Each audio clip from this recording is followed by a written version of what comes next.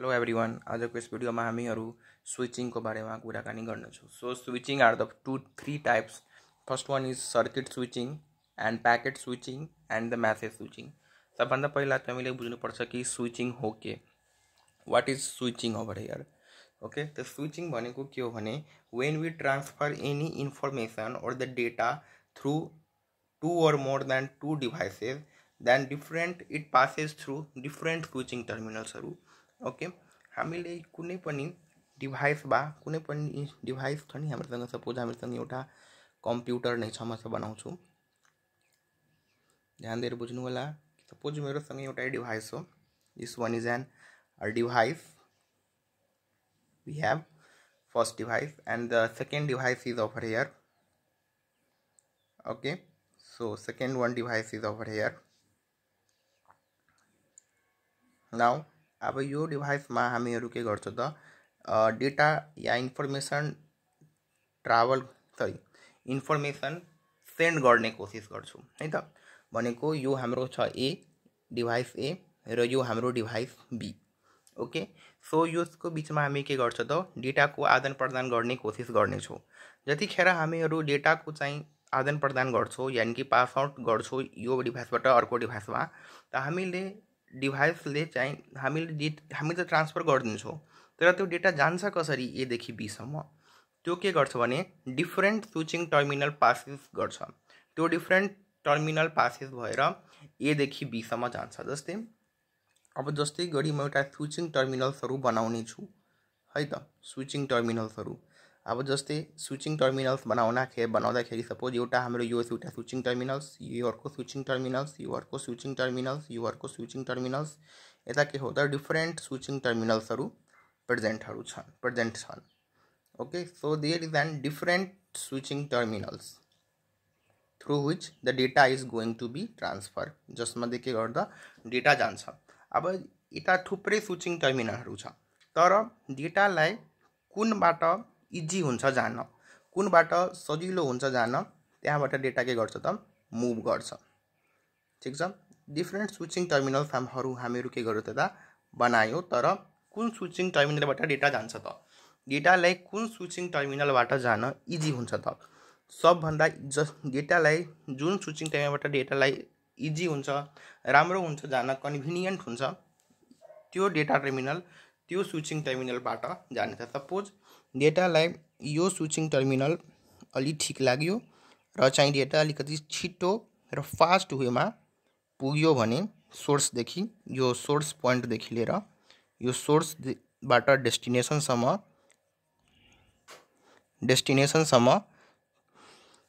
त डेटाले यो switching terminal नै रोज्छ, किनभने यो टर्मिनलबाट डेटा फास्ट र छिटोसम्म सोर्सदेखि डेस्टिनेसनसम्म पुग्यो, त्यही कारणले data will choose this switching terminals. ठिक छ, भनेको थुप्रै स्विचिङ टर्मिनल्सहरू थियो, तर डेटाले एउटा टर्मिनललाई रोजेर सोर्सदेखि डेस्टिनेसनसम्म रिच गर्यो। त बुझ्नुभयो स्विचिङ टर्मिनल भनेको के हो भने स्विचिङ टर्मिनल भनेको there is an lots of switching passes terminals through it the data will choose one terminal through which it can passes. Okay, धेरै स्विचिङ टर्मिनलहरू छ, त्यो मध्ये एउटा चुज गर्यो डेटाले र त्यो डेटा आफ्नो पास आउट भयो। अर्को कुरा यसमा तीनवटा टाइप आउँछ, सर्किट स्विचिङ, प्याकेट स्विचिङ र म्यासेज स्विचिङ। अब यसको बारे पनि हामीले बुझौँ, सर्किट स्विचिङ के हो, प्याकेट स्विचिङ के हो र म्यासेज स्विचिङ के हो भन्ने कुरा। सबभन्दा पहिला आउँछ circuit switching. Okay, circuit switching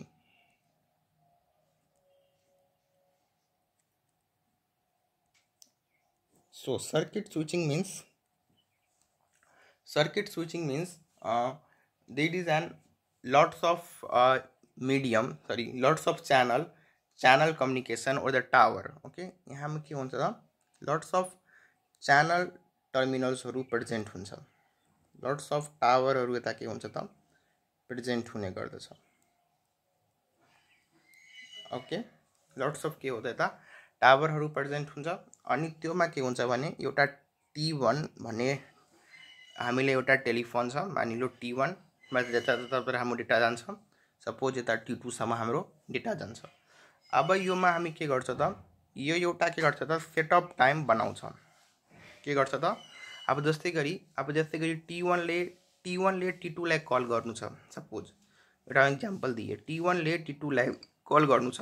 अब कल गर्नु छ भने यो हाम्रो जुन टर्मिनल छ योमा एउटा हामीले के गर्नुपर्छ त एउटा यता चाहिँ थुप्रो बाटोहरू छ जाने, तर एउटा फिक्स्ड पाथ हामीलाई रोज्नुपर्छ जोमा हाम्रो के गर्छ त डेटा जान्छ। त्यो फिक्स्ड पाथ हामीलाई चुज गर्नुपर्ने हुन्छ। त त्यो फिक्स्ड पाथ सपोज हामीले बनाउनु पर्छ। ठिक छ, त्यो फिक्स्ड पाथ हामीले सपोज यो पाथलाई सिलेक्ट गरियो। ठिक छ, यो पाथ हाम्रो के भयो त सिलेक्ट भयो कि यो पाथबाट हाम्रो डेटा राम्रोसँग सोर्सदेखि डेस्टिनेसन पुग्न सक्छ। ओके, त जुन पाथ हामीले चुज गरियो नि त्यसलाई भन्छ हामीहरू सेटअप टाइम। जति टाइम पिरियड हामीलाई लाग्यो यो बाटोलाई सेट गर्न, यो सोर्सदेखि डेस्टिनेसनसम्मको पाथलाई, त्यसलाई हामी भन्ने सोर्स टाइम और सेटअप टाइम। ओके, अनि यो जुन प्याकेट जुन हामीले एउटा म्यासेज ड्रप गरियो योमा कि यो प्याकेट हाम्रो जान्छ। ओके, यो प्याकेट हामीलाई जति बेला योमा राख्न मन लाग्यो, जति मतलब भनेको जति समय यो हामीलाई यो प्याकेट यो T1 मा पुट गर्न लाग्यो यसलाई भन्छ ट्रान्समिसन। सरी, यसलाई भन्छ के भन्छ त total transmission time. Okay, so total transmission time भनेको the amount of time required to put the packet over the link. यो लिङ्क माथि हामीलाई डेटाको लिङ्क माथि हामीलाई पुट गर्न समय जुन लाग्यो यो डेटा प्याकेटलाई, यसलाई भन्ने हामी के त टोटल ट्रान्समिसन टाइम। अनि त्यसपछि आउँछ प्रोपागेसन टाइम। प्रोपागेसन टाइम भनेको the amount of time required to transfer the data from source to the destination. यसलाई भन्ने हामीहरू टोटल ट्रान्समिसन टाइम। र डेटा एकचोटि ट्रान्सफर भइसकेपछि यो कनेक्सनलाई हामी फेरि एकचोटि के गर्छ त काटिदिन्छौँ, यानि कि लस गरिदिन्छौँ।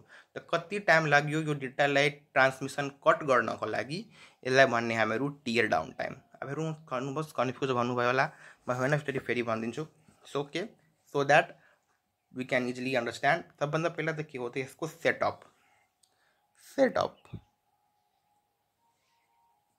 सेटअप टाइम भनेको यो कति टाइम लाग्यो यो सेटअप गर्नको लागि। From T1 to T2 data जान्छ, त्यो कति टाइम लाग्छ, कति टाइम पिरियड लाग्ने छ T1 देखि डेटा T2 सम्म जान। त त्यो टाइम पिरियड हामीलाई यो सेटअप बठाउनको लागि, यो सेटअप बसाउनको लागि यो टावरमा कति टाइम लाग्छ त त्यसलाई हामी भन्ने हो सेटअप टाइम। त्यो सेटअप टाइमलाई हामीहरू ST भनेर भनिदिने। ओके, नाउ अब चाहिँ के हो त ट्रान्समिसन टाइम भनेको यो लिङ्कमा यो जुन हामी सेटअप अहिले बनायौँ त्यो लिङ्कमा हामीलाई डेटालाई हाल्न कति समय लाग्छ त, त्यो प्याकेटलाई हाल्न कति टाइम लाग्छ त, त्यो प्याकेटलाई हाल्न जति टाइम लाग्छ त्यसलाई हामी भन्ने टोटल ट्रान्समिसन टाइम। जसलाई हामीले के गर्छ त टोटल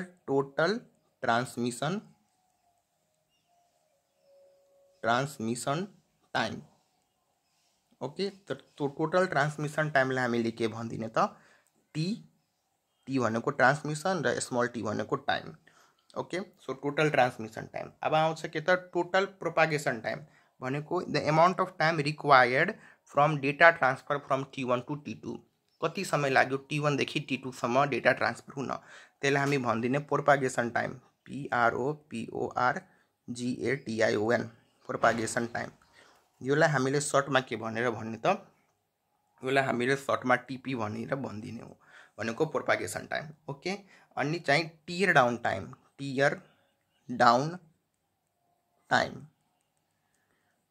टाइम भनेको कति टाइम लाग्यो भनेको डेटा एकचोटि गइहाल्यो T1 देखि T2 सम्म, तब हामीले कनेक्सन हटाउनु पनि त पर्छ नि त। कनेक्सन हटाउन कति समय लाग्यो, अब यो कनेक्सन त हामीले सधैँको लागि बिल्ड त गरेर राख्नु पर्दैन। एकचोटि डेटा गइहाल्यो यो कनेक्सन हामीले लस गर्नुपर्छ, यो लिङ्कलाई त हामीले ब्रेक गर्नुपर्छ।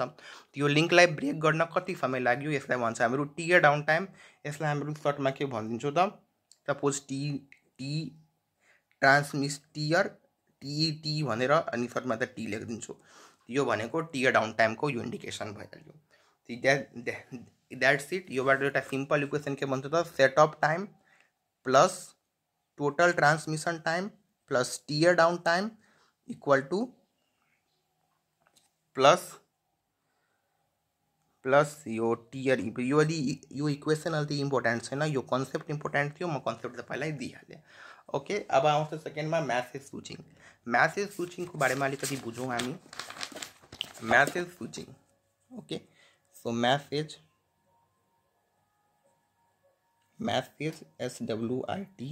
SWITCHING। सो म्यासेज स्विचिङ भनेको के हो? म्यासेज स्विचिङ अलिकति ओल्डर कन्सेप्ट हो। यो हाम्रो यो कन्सेप्ट चाहिँ 1960s को टाइममा आएको थियो।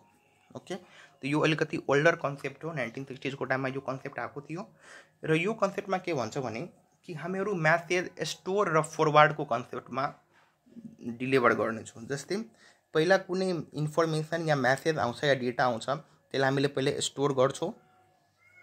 एकचोटि स्टोर गरिदिन्छौँ, धेरै थुप्रो म्यासेज हामी थुप्रो जङ्क्स अफ म्यासेज हामीसँग आइहाल्छ भने त्यसलाई हामी के गर्छौँ त फरवर्ड गरिदिन्छौँ। भनेको यो फरवर्ड गर्ने बेलामा फरवर्ड गर्नेको लागि हामीलाई डेटाको स्टोर हुनुपर्छ, धेरै डेटाहरूको स्टोर हुनुपर्छ। त्यसपछि यो हामीले यसलाई फरवर्ड गर्छौँ, नत्र हामीहरू यसलाई फरवर्ड गर्दैनौँ। त योमा के आउँछ त डिफ्रेन्ट होप्सको थ्रु डेटा पास आउट हुन्छ। जस्तै अब जस्तै एउटा यो एबाट डेटा आयो, ठिक छ, यो बीमा यो अर्को होप, यो पहिलो होप, यो दोस्रो होप, यो तेस्रो होप, यो चौथो होप, यो पाँचौँ होप, यता पनि यसरी होप बनाइदिउँ। अब यो डेटा यसरी ट्राभल गर्छ है त, डिफ्रेन्ट होप्सको थ्रु डेटा आउँछ र ट्राभल गर्ने काम गर्दछ। सपोज यो हामीले एउटा यो डेटा भेज्यो, यसलाई हामी के भन्नु त होप, यो पनि होप, ठिक छ, एउटा डिफ्रेन्ट होप्सहरू प्रेजेन्ट छ। अब यो सपोज यो होपले एउटा डेटा प्याकेट भेज्यो, डेटा प्याकेट डेटा प्याकेट हो हाम्रो।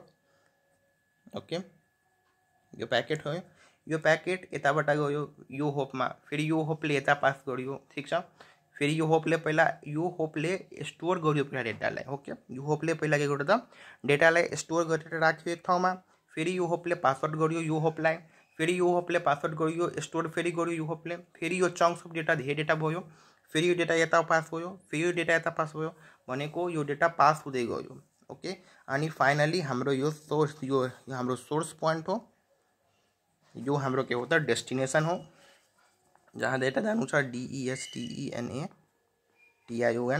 डेस्टिनेसन पोइन्टसम्म हाम्रो के गर्यो त डेटा रिच भयो। भनेको यो डेटा आयो यो पोइन्टमा डेटा स्टोर भयो, फेरि एकचोटि स्टोर भएर त्यसपछि फरवर्ड भयो, फेरि स्टोर भएर फेरि पास भयो। Store and forward, this is called message switching. यो अलिकति ओल्डर कन्सेप्ट हो र यो कन्सेप्टमा के हो त डिले हुने चान्स म्याक्सिमम हुन्छ। किन डिले हुने चान्स म्याक्सिमम हुन्छ भने किनभने डेटा एकचोटि आइहाल्यो भने त हामीलाई स्टोर गरेर डेटालाई हाल्नुपर्छ, स्टोर गरी राख्नुपर्छ र स्टोर गर्दा हामीले डेटालाई फेरि अर्को प्याकेटमा भेज्यो भने त्यसमा धेरै टाइम लाग्छ।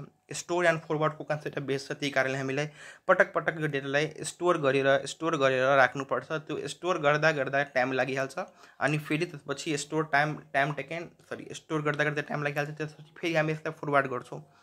त्यो स्टोर एन्ड फरवर्डको कन्सेप्टमा त बेस छ यो डेटा, तर चाहिँ यो त्यही स्टोर गर्नको लागि नै हामीलाई म्याक्सिमम टाइम लाग्छ, त्यही कारणले म्याक्सिमम डिले यो डेटामा हुने गर्दछ। त्यही कारणले यो म्यासेज स्विचिङ अलिकति ओल्डर कन्सेप्ट हो, 1960 मा आएको थियो। त्यही हाम्रो के हो त स्टोर एन्ड फरवर्डको कन्सेप्टमा बेस छ यो म्यासेज स्विचिङ। अनि आउँछ त्यसपछि आउँछ के त packet switching. Packet switching, okay, so packet switching हाम्रो के हो त थर्ड कन्सेप्ट हो। अब हेर्नुहोस् प्याकेट स्विचिङमा के हुन्छ भने प्याकेट स्विचिङमा in a packet switching data travel in a form of packet. So in a packet switching data is break down in a different packet form. Okay, different packet फर्ममा डेटालाई breakdown गर्छ र यो पनि स्टोर एन्ड फरवर्डकै कन्सेप्ट जस्तो हो, तर अलिकति डिफ्रेन्ट हो। किनभने योमा चाहिँ डिफ्रेन्ट टाइप्सको datagram services works on the data layer. Okay, तो डेटा लिङ्क लेयरमा अलिकति स्टोप एन्ड फरवर्डै जस्तै हो, तर चाहिँ कुन सबभन्दा सर्टेस्ट पाथ छ त्योबाट डेटालाई पठाउने काम गर्दछ। जस्तै यताबाट पनि डेटा जान सक्छ, यताबाट स्टोर भएर आयो र यो डेटा यो पार्टबाट गयो, फेरि यो डेटा यो पार्टबाट पनि जान सक्छ र यो पार्टबाट पनि जान सक्छ। जाने छ हामीलाई एउटै पोइन्टमा, यही डेस्टिनेसन पोइन्टमा, र कुन सबभन्दा सर्टेस्ट पाथ सिलेक्ट गरेर डेटा चाहिँ सोर्सदेखि डेस्टिनेसनसम्म रिच गर्छ त्यो कुरा मेन कुरा योमा इम्पोर्टेन्ट हुन जान्छ। तब यही हो प्याकेट स्विचिङ सबभन्दा सर्टेस्ट पाथ चुज गर्छ। कसरी चुज गर्छ त दुईटा क्याटेगोराइज छ, एउटा डेटाग्राम फर्मेट, एउटा छ के त भर्चुअल सर्किट। डेटाग्राम सर्भिस एउटा हुन्छ भर्चुअल सर्किट, त्योको थ्रुले डेटालाई एक पोइन्टबाट दोस्रो पोइन्टमा ट्राभल गराउने काम गर्दछ। त्यही कारण हो, यही हो circuit switching. Okay, so this is it for today. So यो हाम्रो प्याकेट स्विचिङ सर्किट स्विचिङ, योबाट एक्जाममा अलिकति क्वेसन आउन सक्छ। आउनको लागि लेख्नको लागि भन्दियो भने लेख्न सक्नुहुन्छ। हस् त, तपाईँले भिडियो लाइक गर्नु होला, च्यानललाई पनि सब्सक्राइब गरिदिनु होला। हस् त, धन्यवाद।